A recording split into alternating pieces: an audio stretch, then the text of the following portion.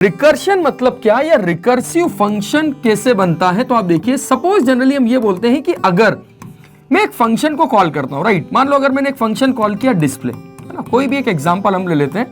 मान लो अगर मैंने एक फंक्शन कॉल किया डिस्प्ले, तो ये डिस्प्ले को हमने डिफाइन किया outside the class, outside the method के बाद फंक्शन के बाद हमने डिस्प्ले को डिफाइन किया।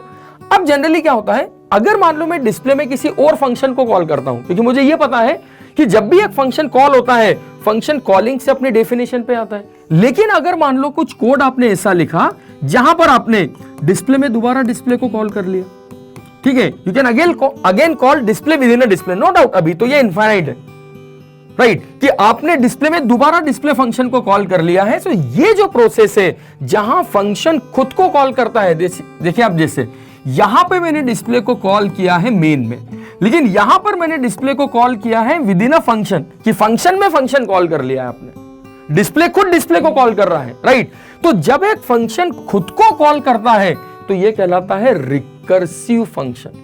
यह कहलाता है रिकर्सिव फंक्शन, कि एक ऐसा फंक्शन जिसपे आपने रिकर्शन अप्लाई किया है, यह रिकर्सिव फंक्शन कहलाता है। और इस प्रोसेस को हम बोलते हैं recursion. This is called recursion, कि when a function called itself, जब एक फंक्शन खुद को कॉल करता है तो यह रिकर्शन कहलाता है। I hope you can understand. और जिस फंक्शन में आपने रिकर्शन अप्लाई किया है, किसमें, डिस्प्ले में, तो मैं डिस्प्ले को क्या बोलूंगा, इट्स अ रिकर्सिव फंक्शन।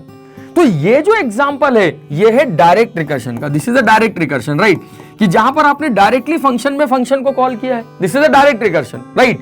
लेकिन एक होता है इनडायरेक्ट रिकर्शन। इनडायरेक्ट रिकर्शन मतलब क्या? तो आप देखिए, इनडायरेक्ट रिकर्शन मतलब कुछ इस तरीके से कि यदि मान लो मैंने मेन में कॉल किया डिस्प्ले को, ठीक है, डिस्प्ले आपने डिफाइन किया, ओके, और डिस्प्ले में हमने फिर एक फंक्शन को कॉल कर लिया, सपोज XYZ को, ठीक है, ये आपने डिस्प्ले में कॉल कर लिया XYZ को, राइट।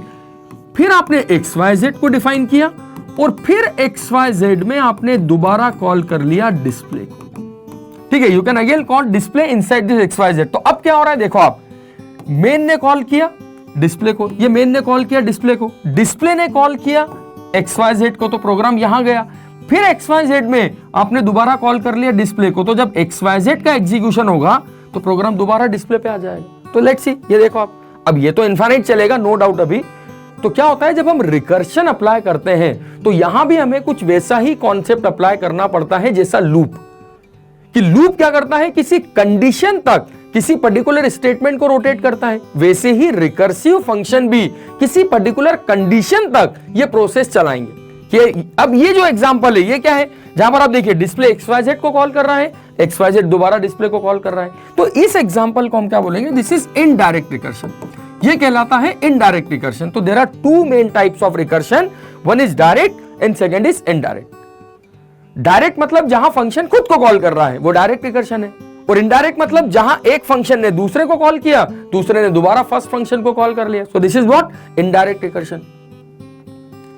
और programming most of the cases में यूज करती है डायरेक्ट रिकर्शन को, कि जहां पर आप फंक्शन में फंक्शन को कॉल करते हैं। ये